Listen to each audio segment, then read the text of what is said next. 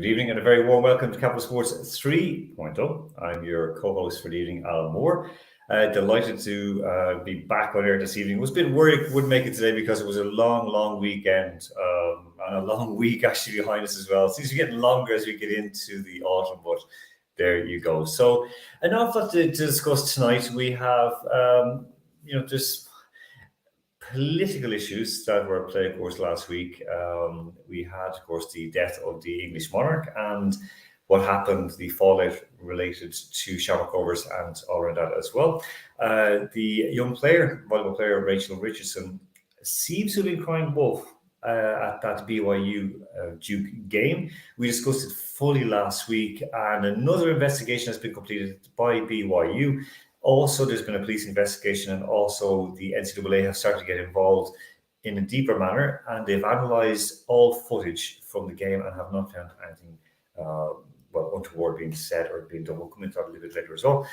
Liverpool, they had a bit of a disaster last week, 4-1, losing 4-1 away to Napoli in Italy, so that was not good for them, and definitely not good for Jurgen Klopp, and some of the behaviour of Liverpool players left an awful lot to be desired. So in just one moment, I'm going to go to my co-host for this evening, Andrew Flint and Keane McGivney. And of course, a little bit later on in the show, we have an exclusive with Kristen Worley. She has fought very, very hard for the rights of, I would say, people to be heard, because there were an awful lot of loopholes, gaps in the law, and basically miscarriages of justice being meted out to a lot of athletes, both male, female, and transgender. And she has fought very hard to try and rectify those issues. She's going to speak to us a bit later on, ahead of a bigger interview later on this week. Okay, so before we go any further, I'm going to play a small clip that's going to be an interesting prelude for the show itself, because it's something that bothered a lot of people when the announcement was made about Elizabeth Windsor of England. She died or passed away on Thursday evening. Some people reacted well, some people reacted not so well. The people who reacted not so well were actually maybe a bit going overboard with the emotions about it, in the kind of missing her so much and so on. And there were some people who used it either to make a political statement, and also then those who made fun. Some of it tasteful, some of it absolutely tasteless. But this could be one of the reasons why the matches were postponed in Great Britain and Northern Ireland this weekend.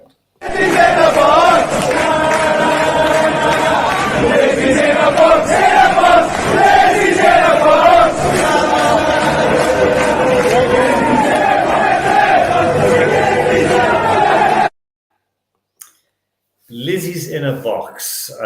Gentlemen, welcome on. We're going to start off with that issue this evening. An interesting chant by Shamrock Rovers supporters, the self-styled, in best sense, of course, best supporters in Ireland. We're singing at a UEFA Conference League match, a 0-0 draw with your Gardens on Thursday evening, and of course, singing Lizzie's in the box.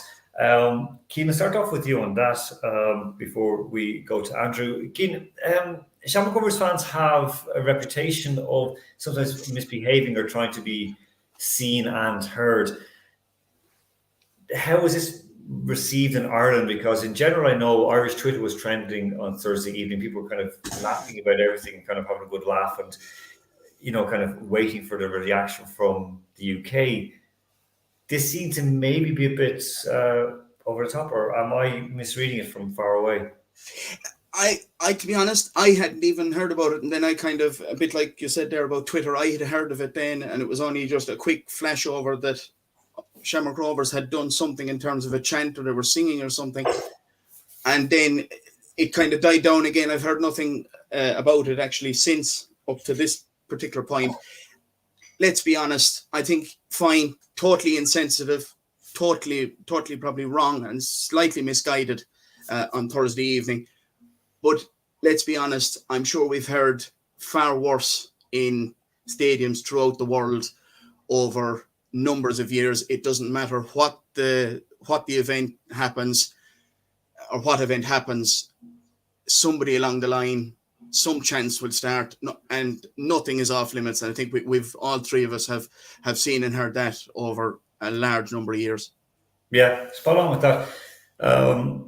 Andrew, we saw it as well the early hours of this morning, last night at a UFC event where they started booing the mention of Elizabeth. I mean, first of all, how are you in relation to all of this? I haven't asked you about that at all. And how are you with just this reaction and the Shamrock Rovers fans? Is it tasteless? Because we all know you don't need to do an IQ test to become a football fan and to buy a ticket for a football match. Well, it was, in short, yes, I think it was tasteless. I don't think there's much question about that. Look, football fans become bold in the way that internet warriors get bold behind a keyboard, because relatively speaking, you can get away with it if you're either hidden behind the keyboard or in large numbers in a crowd. It's an attention grabbing chant. Once one person sings it, 100 people sing it, and then it catches on.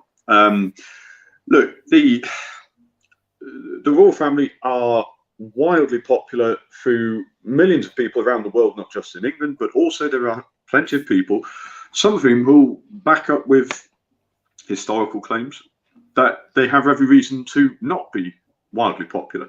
But I do think it is relatively tasteless, no matter what your opinion is in the immediate aftermath like that, to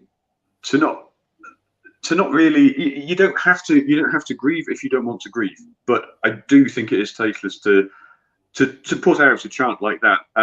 But again, I think about, like you mentioned, the IQ of a very, very large proportion of football fans. Some people wouldn't have chanted it had 100 other people not started it.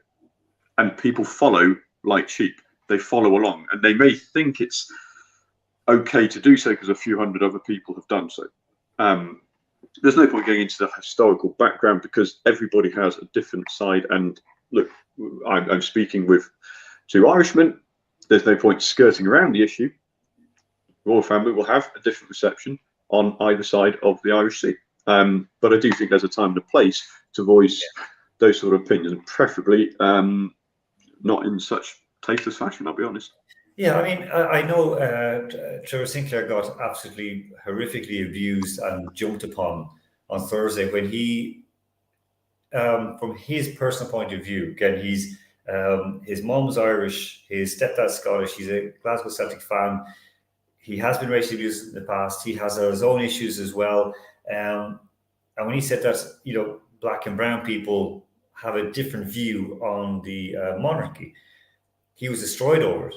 They wanted him fired. And it was amazing that the lynch mob who came from, and I say lynch mob because these are the same people who another time would, go with a rope and try to string off from a tree. And the nasty racist language being used by people. So don't you, say something about our Queenie. And it was difficult. I'll add one thing on this before we have a look at the matches being cancelled and called off. And again, one of the excuses given was this exact chant and the behaviour of fans or potential behaviour of fans, for example, in Liverpool or Glasgow Celtic, for example, or a host of other clubs who might have a different view from other fan bases. No, I don't know, Keane would concur with me on this, but I do have respect for what she did when she came to Ireland in 2011, which is a big step. She went into Croke Park. Speaking Irish language doesn't make a difference. That was just a little dot at the end of a sentence. But the fact she went to Croke Park, where 90 years before, Irish men and women and children who'd gone to watch a game of Gaelic football had been shot dead. That was brave of her. And there was an awful lot of that where she did do that. We saw, for example, the Kremlin spokesperson, Dmitry Peskov, praising her. Like, the praise is coming. And in Russia, the praise for Queen Elizabeth was surprising. A lot of people were saying it's really sad, and they would miss her.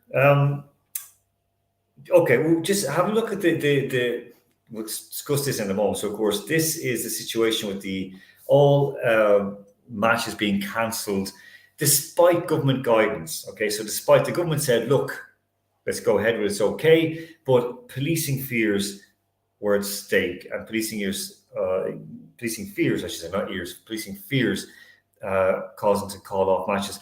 Andrew, was it an overreaction from football, or was it based in something that like could have happened? Because we've seen idiot Liverpool fans chanting during a minute's silence for Munich. We've seen idiot Man U fans chanting during a minute's silence for Hillsborough. Would this have happened for the Queen as well? Well, it is the only reason I can possibly accept as justification for cancelling football games this weekend. And even then, I have to be honest, I find it fairly pathetic, to be quite frank with you, because there are ways you can avoid uncomfortable disturbances of minute silence. I'm not a fan of a minute's applause, and that wouldn't be appropriate at all. But we've seen in some sporting events already this weekend and gatherings outside Buckingham Palace, people singing "God Save the Queen." Perhaps they could have played "God Save the Queen." That could have been one way of doing it. But look, it still comes back to the fact that when something like this happens, some people will want to grieve, some people won't. But you shouldn't dictate how people do it. And that's what frustrates me here. People are not stopped from going to work. Public services have not stopped working. In fact, the only thing that has stopped, public performances, you can go and watch live music in a pub. You can do basically anything except play football. And the policing issue, I think, is a very, very flimsy excuse because, okay, football has larger crowds, yes, obviously, than any other sport going on at the moment. But really, are they expecting crowd disturbances over this? I could understand perhaps disturbed minute silence. That could happen. But not fighting a stance. Well, look, it doesn't hold water because even then, some people may not agree with me, but even then, I think you need to let that happen because the idiots will get called out. They will get found out. Those clubs who haven't self-policed or fans haven't policed around them, they will get called out like they should do. That doesn't destroy somebody else's grieving. They can be disgusted at it, and that in a way is a part of grieving. It's an opportunity missed to take care of the idiot brigade and clubs who are absolutely bigger than football. Keane, would you agree with that this is an opportunity missed to sort of clean up football, or should it just have gone ahead? Yeah, well, you saw it during the Europa League games on Thursday night when the news actually filtered through. The West Ham game kicked off, I think, maybe 40 minutes or an hour after the news had been brought to people's attention, and you saw the way the West Ham supporters reacted to it. They sang "God Save the Queen" during the minute's applause or minute silence, and that was the way they marked it. And Arsenal and their opponents on Thursday night had a moment's silence at half time in the game. So, and they reacted positively as well. So I think that showed in the best possible way that football can behave itself when it wants to. Okay, I mean that I think I agree with you about that it can football can self-regulate itself, but somebody just goes, we're afraid of it, maybe this is the time we stand up and say, listen, get the hell out of our game and leave us alone.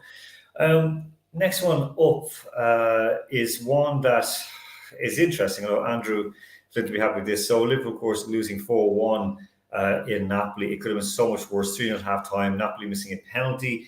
Liverpool players looked as if they were on the wrong kind of drugs. Looked on the wrong kind of drugs that Willie Nelson would have been on. Cian, we spoke about before. This is the beginning of the end for Klopp. I'd said that he's gone. He won't be there at the end of the season. I'm very, very firm on that.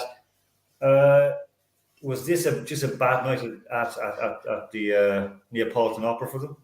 It may have been. It's probably a culmination of a bad result, but a culmination of a lot of poor performances, not the performances we've come to expect from Liverpool over the last 4, 5, 6 seasons under Jurgen Klopp. Not full of vigour, not full of running, whatever reasons you want to put behind that, but not full of the same type of verve and the same type of ambition and ferocity that we've seen from Liverpool over the last couple of seasons. That's delivered a Premier League, that's delivered a Champions League, that could have easily delivered a number of trophies last year.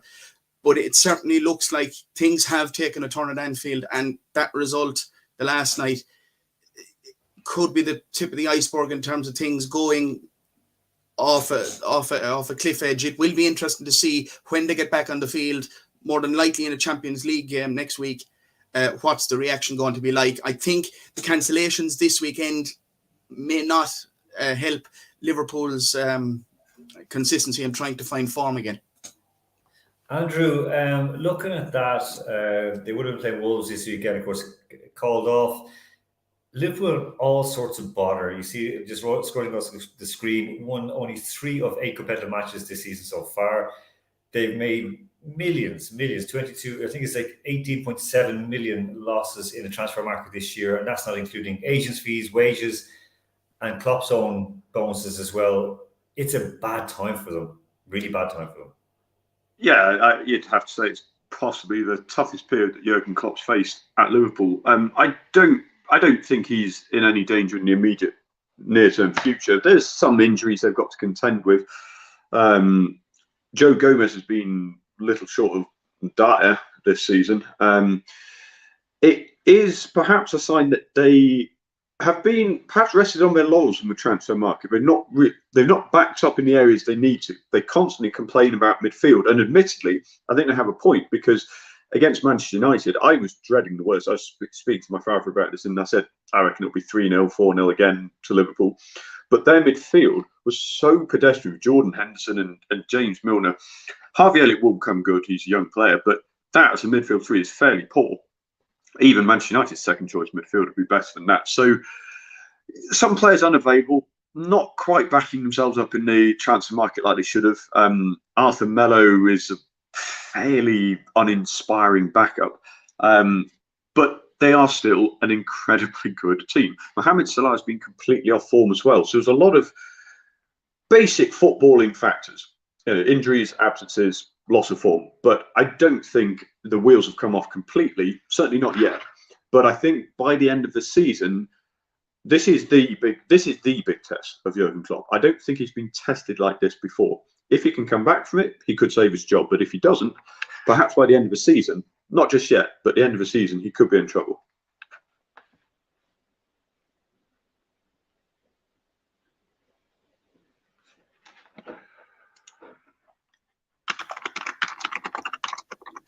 I think Alan actually might be muted currently, so we could be in a spot of bother.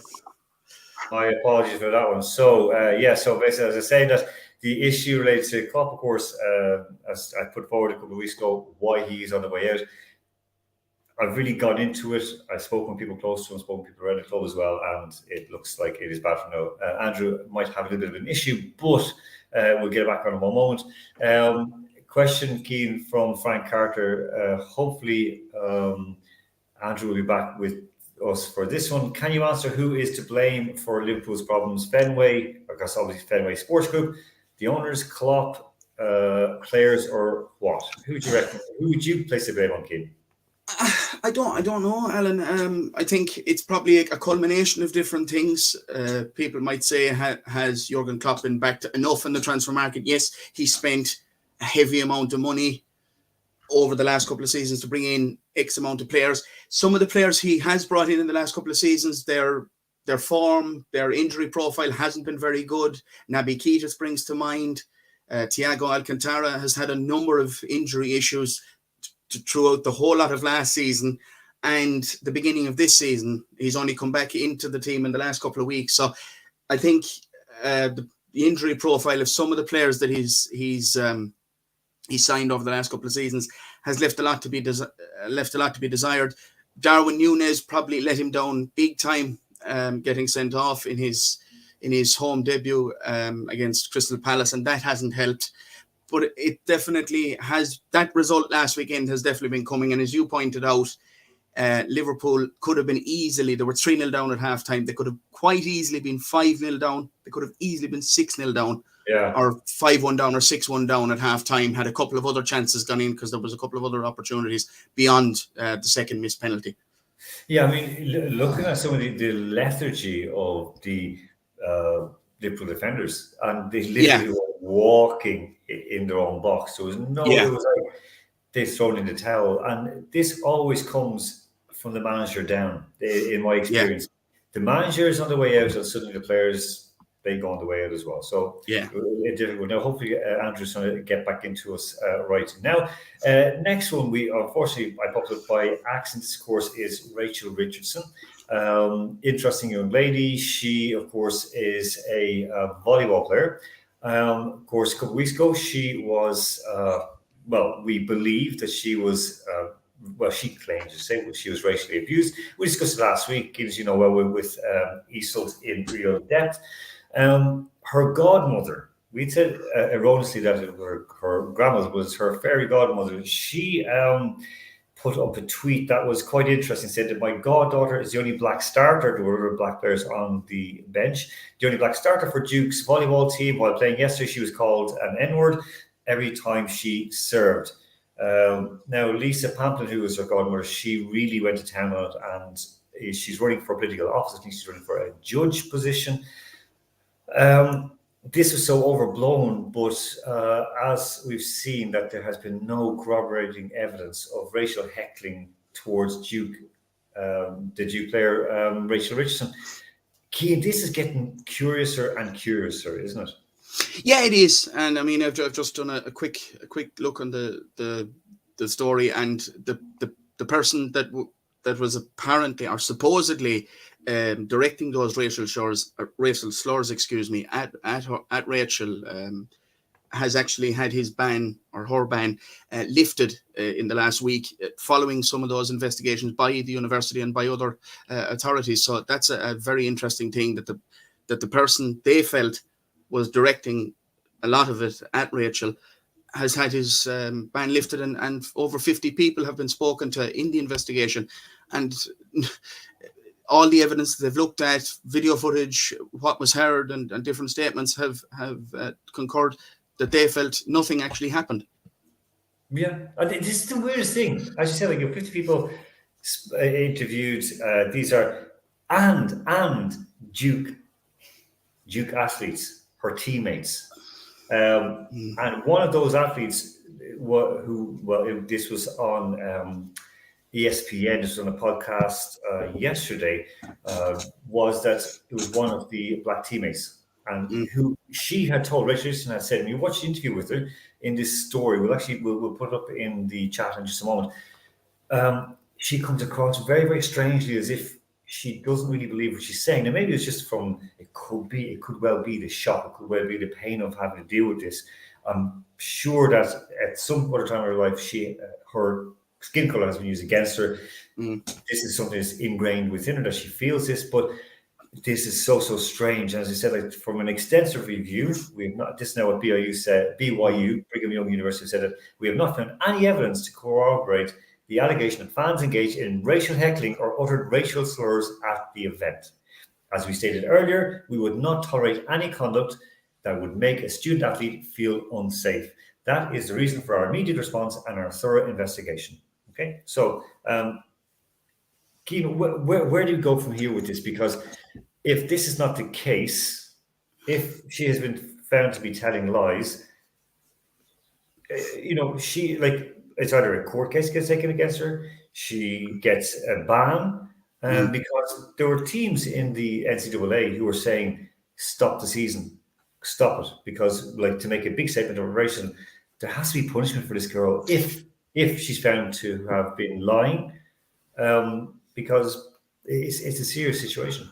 It is, and I think, as you point out, the most likely things will be, there'll definitely be probably a court case if it is continually found, because I'm sure there's still investigations going on. I know we've had a number of investigations that have nearly proven that nothing happened, so there will probably more than likely be a court case by some authority, or also a suspension by the governing body. So it will be an interesting thing to see over the next week to 10 days what actually happens. Okay. We'll have a look into that, of course, because it is a very difficult situation. And again, as we said last week, and Isolt and I, we kept saying it's a strange situation. We should be so careful with this. And legally, you have to give the benefit of the doubt to the person who brings forward the claim. And 100%. We did that last week. Yeah. And we honestly, the comments under last week's interview or discussion between myself and Isolt, they were pretty much against Rachel Richardson. They were slamming her But I kept trying. I said to people like, no, we have to look at her side.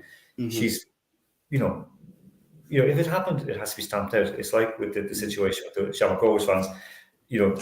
Yeah, funny, but there's a time and a place, and also has to be decency, and we have to believe, or we have to be at least a bit of be human. Okay, we're going to come back in just a moment. Now, Andrew, he's still trying to rejoin us, but we will come back in a moment, and we'll come back with hot topics, because we've got some very, very good we have two very good hot topics. One Andrew has, one Keane has, but if Andrew isn't in, we'll cover Keane's one. Then, of course, after that, we're going straight over to Canada, Great White North, to speak with Kristen Worley. But first, we'll come back in just a minute with our hot topics.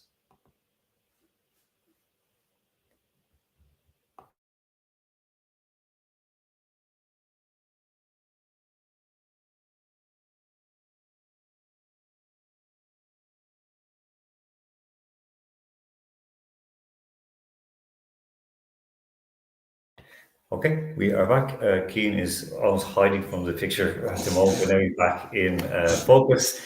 Andrew Flynn, we're still waiting for him to get back on. He says he's got some weak phone signal, but he'll have to up it a little bit and get on to us.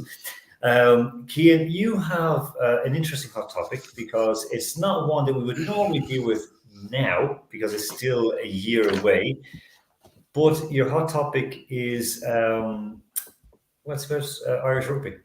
Yeah, we're 12 months out from a World Cup, and back in 2018, everything was rosy in the garden. 12 months out from a World Cup, Grand Slam had been won. New Zealand had been toppled twice in the years between the 2015 and the 2019 World Cup, and a number of other teams had been defeated. Top of the world rankings, even though, as I've said previously, I don't really rate the world rankings. I think they're only probably, I wouldn't be far reached to say they're a lot of rubbish in rugby union. They're only used for rankings at World Cup time and seedings for groups and things for every World Cup. But getting back to it, the hope is, can Ireland finally break through that magical barrier, or that mystical barrier, that they've struggled to break through over all of the World Cups, or over all the editions between 1987 and the 2023 edition in France. They've only made the quarter-final stage on a number of occasions, I think in 87, 91, 95, 2015 and 2019, that and kind of fell asunder spectacularly in 99, a 15-man line-out, and they still couldn't get over the line against Argentina. But the hope is that, given the results, particularly over the last season or so, going down to New Zealand, particularly in July, and winning that test series, beating the Maori in a game as well, and giving the younger players a taste of it in New Zealand. They've got 8 games between now and the World Cup in 2023, including a couple of warm-up games. So it's going to be an interesting 12 months. Have they learned the lessons of the past? History tells you they more than likely won't. I hope and pray, as a rugby supporter, that they can finally break through, because it's been so annoying and so pitiful, I would say, in a sport that realistically only has 10 teams that can compete at a decent level, that they couldn't get through to a semi-final before now. Famously, of course, the 1991 game against Australia, very close to beating Australia that afternoon, getting that try and from Gordon Hamilton. But then Michael Lina gets in the corner and the whole thing falls asunder. Not spectacularly, but they didn't get anywhere closer to it since that. So it's just going to be a very, very interesting and intense 12 months. The pressure is on Ireland now to try and keep the consistency that they've shown over the last 12 months. Keep it going now. Keep the show on the road. If they're beaten, and if the Six Nations kind of goes away from them, and their championship isn't within reach, try and learn from that as well, and try and develop some of the younger players that we saw in the 2 Maori games, and just see where we are. And here's hoping at this time next year, they'll have hopefully learned the lessons, and they may finally break through that mythical barrier of a quarterfinal, Alan. And Alan is still on mute, unfortunately. On mute, excuse me. You said that with the Six Nations, Ireland should never be finishing dead last ever again. They should never be sixth place. They've won what they call the wooden spoon, the last place prize, many times when it was a Five Nations. Mm-hmm. Now they will not finish sixth. One question before we go out to the break, Cian, would it be worthwhile Ireland simply giving a lot of youngsters a run in the Six Nations to blood them against the top teams? Because realistically, in a World Cup, you have Australia, New Zealand, South Africa, England. That's all. France is never going to win the World Cup. Scotland won't win the World Cup. Wales won't win the World Cup. Argentina won't win the World Cup. Ireland could be that 15 that could be in there. So would it be maybe a case to say, let's just blood a lot of young fellas and maybe get 10 new caps, 20 new caps in there over the 5 Six Nations matches? Would that be worthwhile, or is it a bit of a disaster? We need those wins for sponsors on TV likes. Yeah, I think you will need wins. Also, you probably won't be very welcome in Paris in 12 months' time if you ever decide to go to the World Cup. So I think that's they're not going to be too pleased with you. But getting back to it, yeah, there is a certain part of me that would like to see a bit of consistency. Try and win a trophy as well. Try and win the Six Nations. They're actually going on a mini tour to South Africa with some of the younger players to play 3 games late September and the first 2 weeks of October. That's going to go ahead now. So that will give some of those players an opportunity to stake a claim for Six Nations time as well. Okay, Cian, thank you very much for that. Andrew, we still can't get him back, but he is there. I know he's out there in the ether, and we will get back on very, very soon. We're going to break right now, and then we'll come back with our special guest this evening. And this is a prep for a bigger, deeper, fuller interview that we're really going to uncover some very interesting facts. I won't say secrets, but issues that should be covered wider in the mainstream media, and they will be after we bring to light. So back in just a moment with Kristen Worley.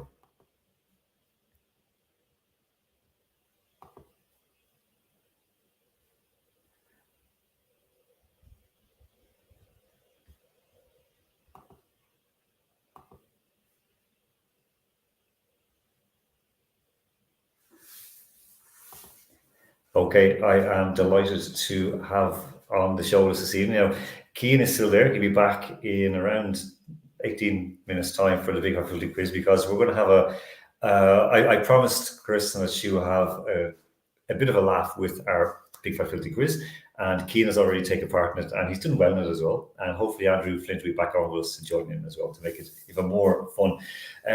But before going any further, I want to welcome on to Capital Sports 3.0 author.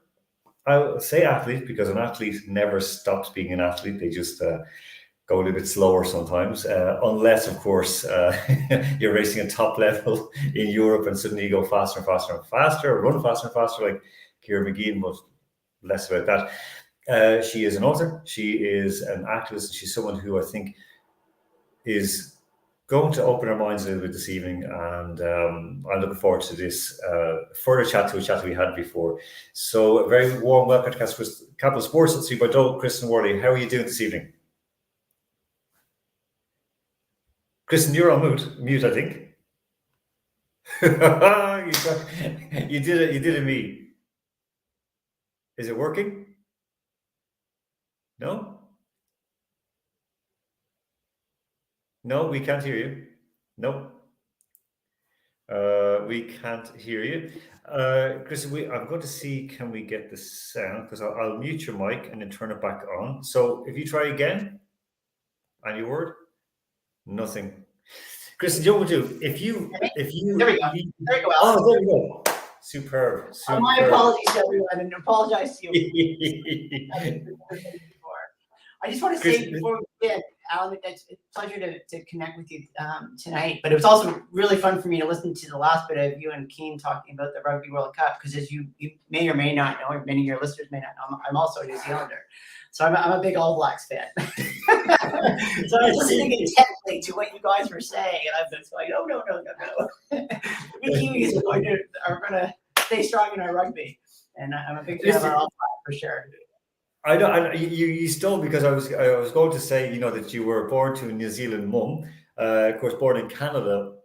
And Canada's, there are no pushovers for rugby as well. Not brilliant, but they're top 15 in the world anyway. They're born in the top 10. Always that battle with the USA Rugby.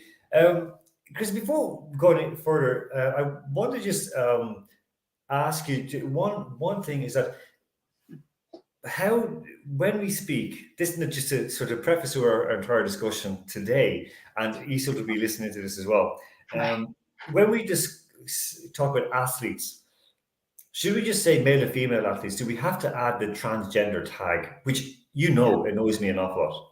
Yeah, I think, Alan, and good evening to everybody who is listening in, and I'm looking forward to this conversation with Alan and having a little bit more of an intuitive, more discussion about it. I think just to give it a little bit of a background, Alan, before we begin, I'm an athlete who transitioned over 20 years ago, and I was the first athlete in the world to go through what everybody would know as the Stockholm Consensus that was created back in 2003 by the International Olympic Committee. So I was the first athlete in the world. So I have quite a long-term history with the IOC to this very regard. So when we talk about which I think we'll talk a little bit more in depth right now, but I think to answer your initial question, we as a society certainly love our labels. And I think what we tend to do is, we look at our sporting system, which is founded on the foundation of very much a Eurocentric ideal of how we've designed our society and the industries that surround us in our day to day, and it's very much built on the ideas of accommodation. So when we designed Pierre de Coubertin designed the modern Olympic Games back in 1896. Back in the 19th century, he never thought of a 21st century world. What he knew was basically a world of sport, which was designed by men for men to entertain men at the time, and it encompassed 16 countries, and that was his ideological view of the modern Olympic Games. So he could have never, in the 21st century, ever really foreseen a world or an Olympic movement that would embrace over 205 nations. Or if we look at football, for instance, we look at it also embracing 240 or 245 countries that FIFA encompasses in terms of their global network, in terms of the network reach of the game. So when we're talking about these things, it's when we talk about the design, this really comes down to the fundamental design of sport. So anything outside of the model of designed by men for men to entertain men, it doesn't matter what the diversity is, it will always be an accommodation. Because the system to which sport was designed for was never designed for all these other diversities or for women in sport in the first place. Yeah, okay, we were just this is kind of a segue or sideways. So look at, of course, in the Pacific Islands, they have the third gender. They have male, female, and Fafouin in Samoa and so on. Whereas when a man identifies as a woman, but of course, you're saying Pierre de Coubertin was living in Europe, Eurocentric, and not any harm. I mean, we're not saying the Greeks who lived in Greece were, Hellenocentric because they only focused on Greece. They got as much knowledge as possible, but they had their blinkers on. You mentioned this and particularly in the South Pacific, the Maori culture as well, and also in the indigenous cultures in North America, and also indigenous cultures in Southeastern Europe and in South Asia. They also have a circular relationship to gender, and also, which I've recently learned from many of my colleagues who are my Maori colleagues, in a lot of the teachings I've had, they don't even have a hierarchy of labels within the family. It's very much a Eurocentric, Christianity kind of structure and how we built our society. But at the same time, it isn't consistent with other nations around the globe that are thousands and thousands of years old. I guess rather than let's not have a pile in on Christians, we should say Judeo-Christian Islamic. That was my idea. I'm just kind of giving an idea. I know. Our sporting system, the Olympic system is very much designed on a Eurocentric model. When did the IOC put gender protocols into place? Because you spoke in Stockholm 2003, but when did they actually come into place? Because that's what we hear about. They have all these controls. They know if Caster Semenya, what she is, and so on and so forth. So when did the IOC put into place controls that are fair and accommodating, Kristen? Never.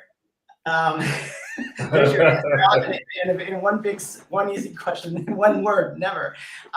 Because gender testing started back in the mid 30s, and mainly it was seen within the sport of athletics, and then it went through various iterations of gender testing and so on of women, from the point of full body examinations, what we call then the gender parade, which then people felt it was too invasive, and so they decided to go to the buccal smear test, which was basically genetic testing. And then a gentleman by the name of Professor Arne Lindquist, who was a research oncologist, who eventually became the vice president of the medical commission for the World Athletics, and medical chair for the IOC, and eventually also the vice president medical chair for WADA. He in 1967, just before the year before the Mexico City Olympics, Summer Olympics, they stopped theoretically the idea of gender testing in sport, and it wasn't until the early 2000s when Michelle Dumaras came into sport, who's a Canadian downhill mountain biker who came in, which the sport found out that she had became aware of that she'd been gender tested. That she had transitioned in her life, to which the IOC kind of sparked up the interest and concerns of sport in terms of transitioned athletes. And that actually was the activator. It wasn't Caster Semenya 10 years later. It was with Michelle, because I was the one who was contacted, because I was a transition athlete well before that, and I had actually participated in the sport of water skiing before my sport of cycling, which my privacy was respected, and the government of Canada and members of the UCI and the medical commission came to me for support to help Michelle and for the sport to better understand her participation in sport. And so I was able to help them pursue that actively and to be able to get her license back, and for her to continue participation in the sport of downhill mountain biking, which in Canada was very much in its infancy in where we were sitting in it to the rest of the world. Kristen, in terms of that, you told me kind of a fairly horrific situation. I want to ask you about water skiing as well, because there's a reason behind it, because it's very, very interesting. But you told me about like a kind of horrific situation in terms of, the checks, shall we say, that had to be done to test for gender. Right. This isn't just a blood test. This isn't a DNA test. This isn't, hair, taking a hair molecule or hair fiber. That's right. It's extremely invasive. And I when you told me about it, I would also say repulsive. Yeah, Alan, I detailed it in my autobiography that I published in 2019, called "Woman Enough," which is now sitting in the library in Lausanne at the Olympic Library in Lausanne, and published by Penguin Random House. It's all detailed in my autobiography. But the issue is what's really important here is, I think for a lot of the listeners, because I know we're going to touch more about this on Thursday in more detail, is that there was no science and research to the polys to which I was gender tested and in which I was evaluated in terms of my participation in sport.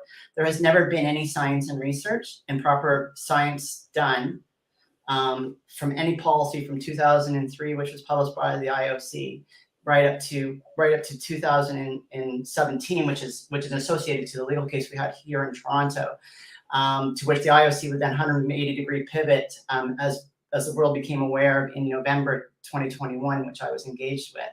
So that it's really important to understand is that I went through that policy and that process, and I am an athlete who has gone through a complete transition. It also means the transition of the physiology means also the changes to the anatomical changes, and also to the genital area and the reconstruction of the genitals to create the vulva, which also then what that does is what we call complete androgen deprivation of the human physiology. But also what it does, it also physically disrupts the endocrine system in a very physical, real sense, from the brain to be actually talking to vital organs in the body on a regular basis, just to maintain health. So in 2005, the IOC was made aware of this. Then Dr. Lindquist was at, Professor Lindquist, he's not a doctor, was made aware of this stuff. And again in 2006, and then we knew that my body was failing me because my body didn't have the main support system of testosterone to support the physiology at the time.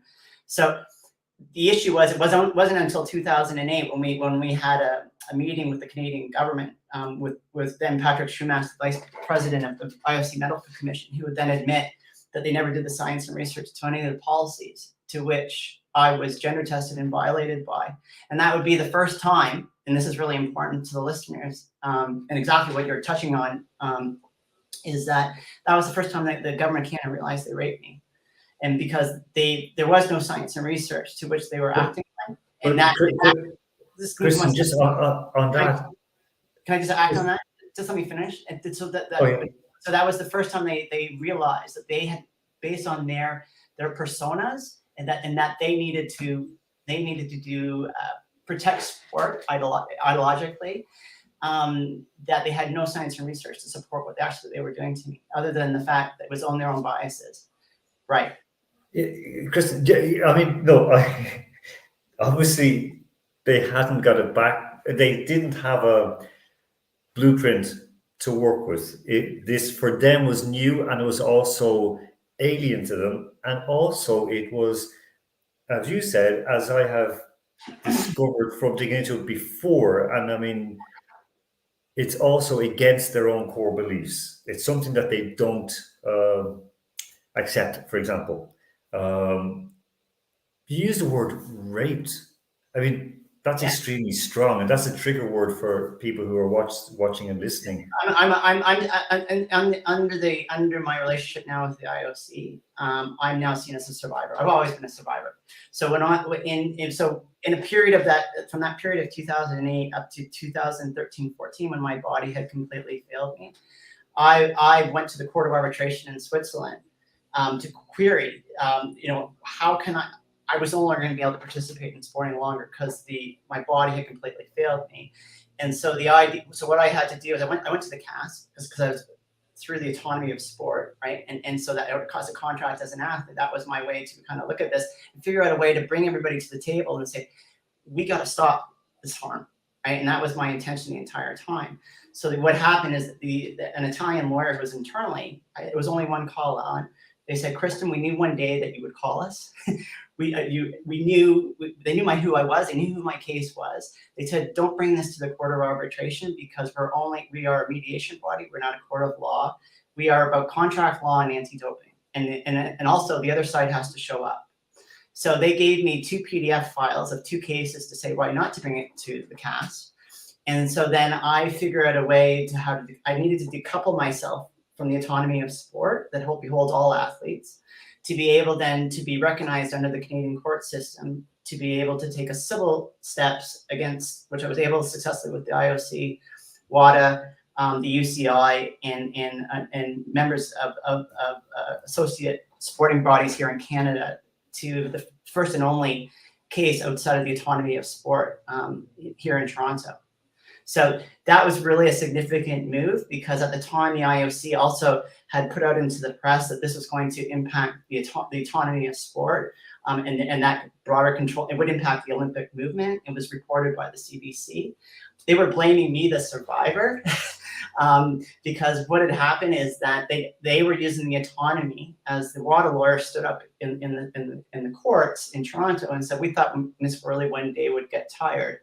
So they were looking to play the long game and use the autonomy and hoping never having to deal with these things publicly. You give up or you would die? Yeah, so I was there, and it was really interesting because I was there with 30 feet of lawyers. As you can imagine, I had to sit at the end of the table. There were so many lawyers in front of the Chief Justice. I remember looking onto Bay Street and looking across, and I said, thinking to myself in kind of in a very peaceful moment, saying, I got them here.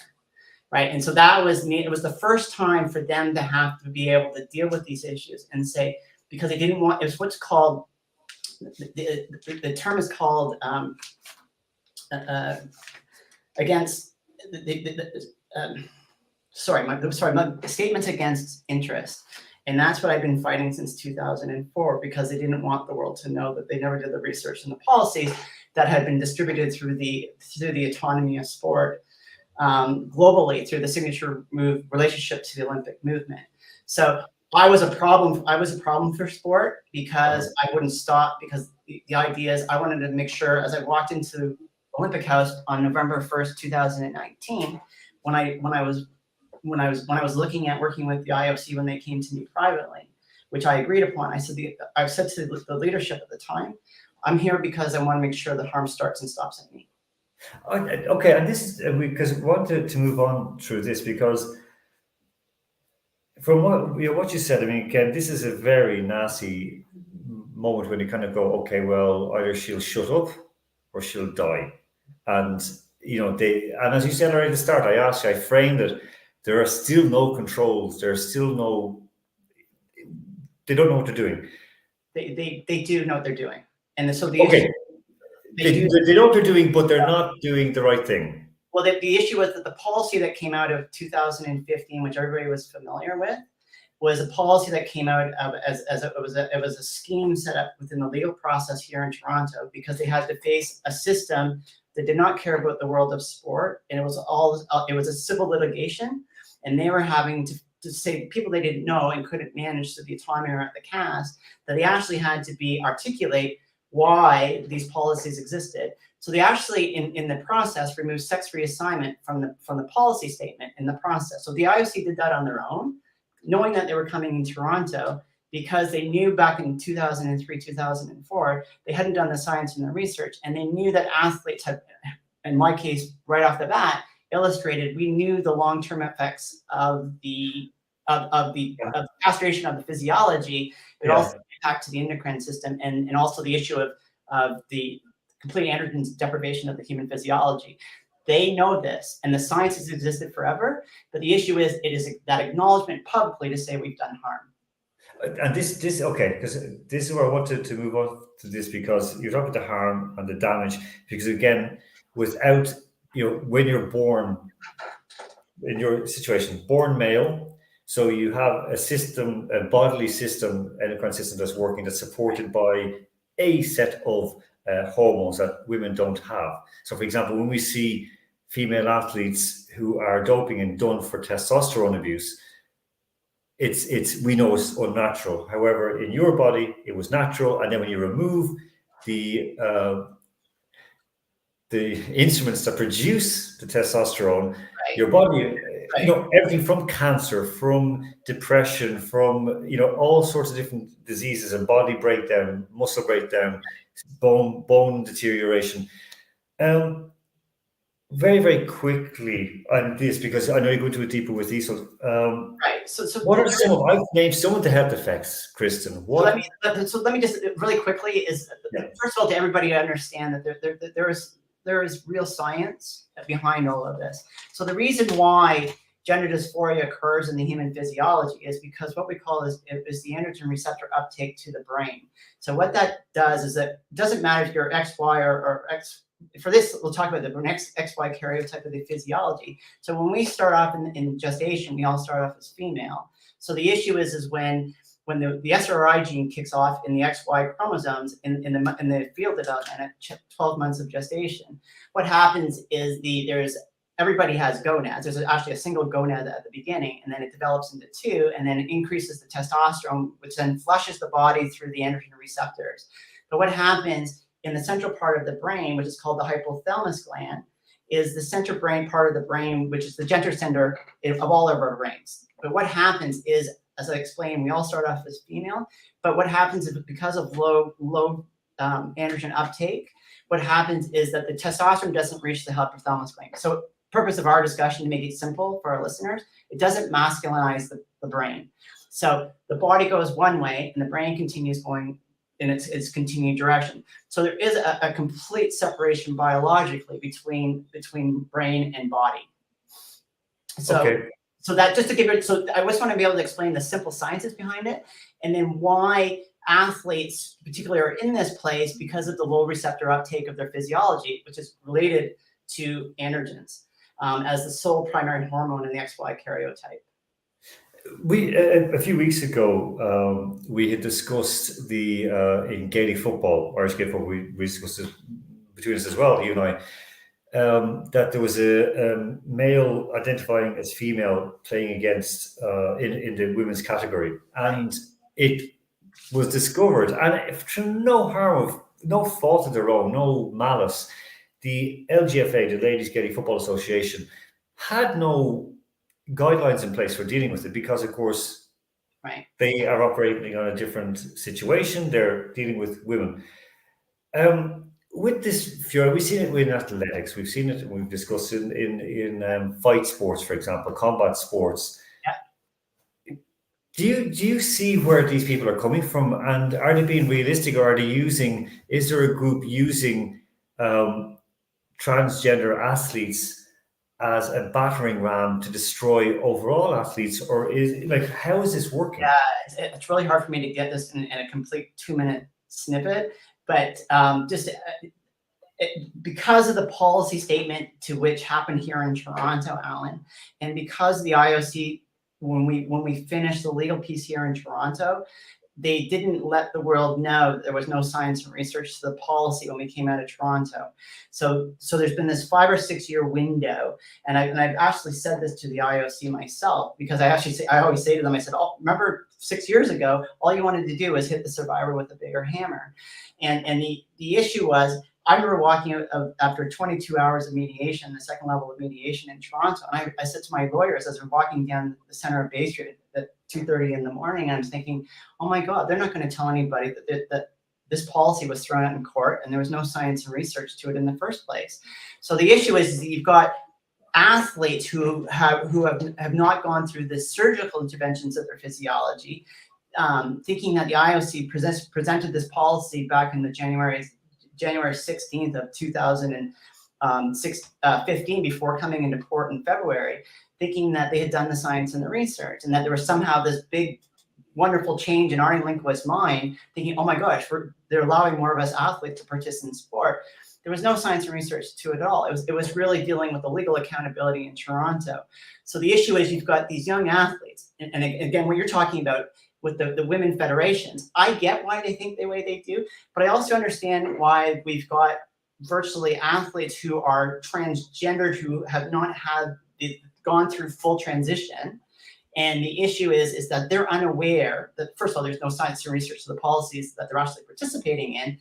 But the other thing is the federations to which they are receiving the information, because it was given in privilege to the IOC at the time as the leader of sport, to be able to perceive that they had done the work, in which they hadn't. So the issue is it's a bit of a minutiae and a couple of evils, and actually became very dark for me personally.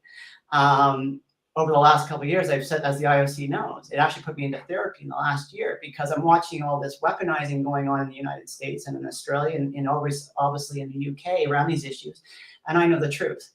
And these young athletes are being put into these secondary levels of sport. They're good athletes, they're good people. And what's happening, the weaponizing and the villainization, the vileness of the language around these. And we've lost the perception of what sport is about. And we're targeting 2 or 3 or 4 or 5 people. I have a situation where a colleague of mine in the United States was telling me just a couple days ago about family members wanting to gender test young gender varying children 12 and 13 years old in the United States in a dancing community, just in dance. This is how this has gone so far to the right, and so it's so weaponized across community. And I think what we need to understand as well is, and this has been, I'm doing a presentation to the World Scientific Committee in Montreal in 3 weeks on this, that what's happened is because the IOC never did the work, they never let the public know, because of the issue around statement against interest, is what's happened is that this has gone so far to the right, and it's allowing these groups to get involved in these things and accelerated it. And what's happening, 0.01% of elite sport represents our society. We're missing 99.9% of society. This is it. Yeah, we've got governments, and we've got governments, we've got local states, provinces, and so on, kind of weaponizing this for political reasons, which has nothing to do with it whatsoever. And it's the young people and the most vulnerable in society that are being impacted. So it is tragic. There's no other word for this. And it's really about the design of sport, the structure which we decoupled and designed originally. And that's why you've seen the introduction of human rights and UN guiding principles in the last 2 years of the IOC, with Shift doing this work, which I've been part of, but as well as the significant pivot which you saw in November, last November. It's a 180-degree shift of everything that they presented, because it's based on the tragic history and the trauma and the maltreatment from in the first place. If we look at it, I mean, there's a question in about, that will there be different categories now in sports? Like, is it better, that there be different categories in sports? In saying that, it does seem to me that it's being weaponized by two rather devious and not really doing it for the best of humanity groups, and that are these, what they pretend to be a liberal left, and then this very, very much far right group. They will say it's based on, one will say we don't believe in religion, the other will say this is based on religion, and neither of them would know religion if it jumped up and bit them on the backside. And it just seems to be that the trans and sport issue is being used. If you don't support it, you're a Nazi. If you support it, you're abusing children. It's, there's no common ground, and they're losing it. Yeah. We do have to wrap up, Kristen, on this, and I want a couple of small things. I mean, I know that Isa's going to speak in greater detail. Yeah. Can I just ask you, just in terms of, what do we really need to do as a sports community? Because, keep me back in one moment. What do we need to do to safely and really with empathy? This is really, Alan, this is all about human nature. I also come from the architectural world, so I deal with all the areas around accessibility and how we integrate with the built environment, how we integrate diversity across our global communities. And I've been very involved in that, and obviously with the IOC as well. But I would like to be able to see, I mean, I know, as tragically as my history has been with the IOC, I do give a bit of a nod to Thomas Bach, based on this, is because what he understands and why we came together, we re-engaged and committed to re-engage 2.5 years ago, was on the idea that the IOC realized they were traumatizing people, and so it really, what you're seeing now with the new work that's been presented, and the world doesn't understand what the IOC has done, because it against the statement against interest, the IOC isn't telling people why they're pivoting the way they are, and kind of everybody says, well, they're stepping back and so on.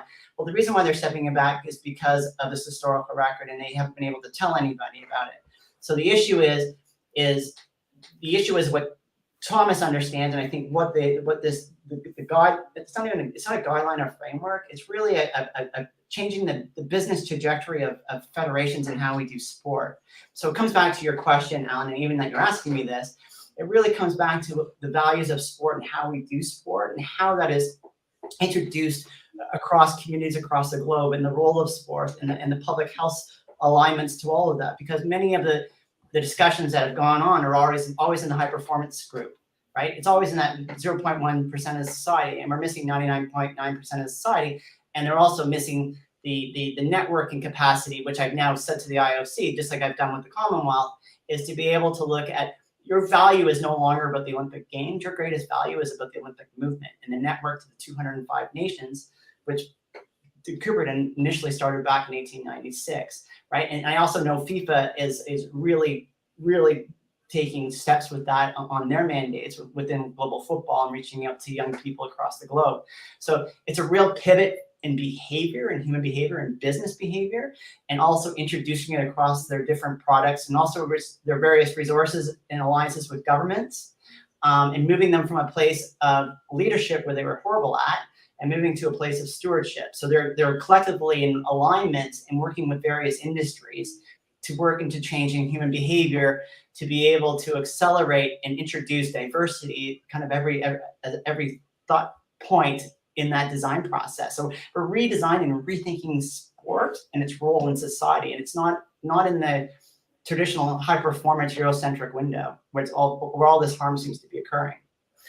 On that note, that's the best way to end the interview, because this is what we discussed, and I'm very much in sport. This morning I was at coaching, or well, not coaching, I was being coached and organising, where I had like 3 sons, like my son and 2 sons of my friend, and it, like male and females, training together, getting football together, and enjoying a nice, like, September sunshine. Sport is about community. Sport is about bringing together. Sport, as you said, is about networking. Sport is about building a career, presenting yourself, being better, challenging yourself. And I think it was, I was going to say Meghan Markle. It wasn't Meghan Markle. I was going to say, not Meghan Trainor. She's a singer, and I just blanked her name. The former captain of the US women's national team. And she exactly said she has she's fully supportive of transitioning athletes to be able to compete in sports, because she said up at the top level, we can put in there's money to put in things, but as you go lower down, that's where you need to integrate people more and help people more, build a bit of empathy. Right. Kristen, on that, we're going to bring Cian back in, because I know you've agreed, because Eastland's not going to treat you to this. It's only me. This is a quiz, and you're going to enjoy it, right? I promise you're going to enjoy it. You're looking scared. This initial conversation, and I know it's probably to a lot of your listeners, it's new information, and it's really hard to get it in 15-20 minute discussion. So I'm hoping that we can elaborate a little bit further in the days to come and help to have a much bigger conversation about it. Exactly. Look, on Thursday evening, 9 p.m. CET, there will be a much deeper dive with a much better, much more intelligent person than me, who'll be speaking with Kristen, and they're going to go into deeper facts, legal facts, and basically explain what is at stake and what we need to do to improve and to be more inclusive. Because inclusivity, when I heard guys, and I'm just going to Cian is back into us right now, guys from my own country, from my own island, and they were saying that they didn't want British people, or they're saying English people, to join in on our national sports because it's our national sports. When across Europe, across the States, across North America, UK, come and play. So it was this kind of weird thing. So when I see people dividing off, it upsets me. In that, we're going to start the quiz. So just to introduce, so Kristen, Cian, Kristen. You're back into the football? I am. Yeah. Well, go New Zealand. And Kristen, Cian's right. I put myself into big trouble with French people, and I have a lot of French friends that are saying that they're not ever going to win a World Cup. I will not be welcome back in Paris anytime soon. But we are going to start off with this small quiz. So you're going to have to tell me what happens next. Okay, there's 2 videos. You both have a chance for both of them, so don't worry about it. Okay, so here we go. This is the first video. This is what happens next. It's very interesting. Last week, good tough third down receiver. McNabb loading up deep for Deshaun Jackson. What happens next? Kristen, ladies first. When he runs it for a touchdown and does a flip, or he stumbles before the goal line. Oh wait, hold on now. Hold on. No. You have to one or the other. Does he does a flip in, or he drops the ball, or he stumbles? I'm gonna say he stumbled. He flips before the goal line. He flips and stumbles before the goal line. Okay, Cian. He fumbles the ball, keeps running, and goes over the behind the goals, goes over the padding at the back behind the goals. I'm going to have Cian's more correct. You'll see what happens. It's really good. This is about never celebrate too early. Last week, good tough third down receiver. McNabb loading up deep for Deshaun Jackson. He hauled it in. Oh, wow. Did he get over the goal line? Yes, he did. Touchdown. Whoa. It's fabulous pace. It's unbelievable if they keep this up. Hang on a second. We got to make sure he broke the plane on that, guys. And the Cowboys, I think, might challenge. Oh, it is very close. That is close. It's a great dance, but it's also one of the all-time bonehead plays, if that did happen. And Wade Phillips is now asking Terry McAulay and the referee if that, in fact, can be challenged. Let's take a peek here. Watches very closely. He has secured the football. Whoa. So he threw the ball away before he crossed the line. He celebrated already. Keane has to get the win on that one. Sorry, Kristen, but he got it slightly more correct. These are both so right. And okay, right. The next one. This is a baseball one. Okay, baseball one. So again, what happens next? Bouncing ball, base hit into right field. One run is in. Here comes Hernandez. The throw to the plate by Stanton is not in time. The Phils come from behind and win it. Hyun Soo Kim is the hero for the moment. The Phils win it by. So, Keane, Miami, Philadelphia. What happens next? Very straightforward. Did he actually get him out? I can't think of anything else. Given the size of the clip, I can't think of anything else. Did he actually get him out, or did he completely miss the base? That's what I'm thinking as well. It was really hard to see with all the bodies around the plate. So I'm gonna give you a draw. This was another so close one, so close.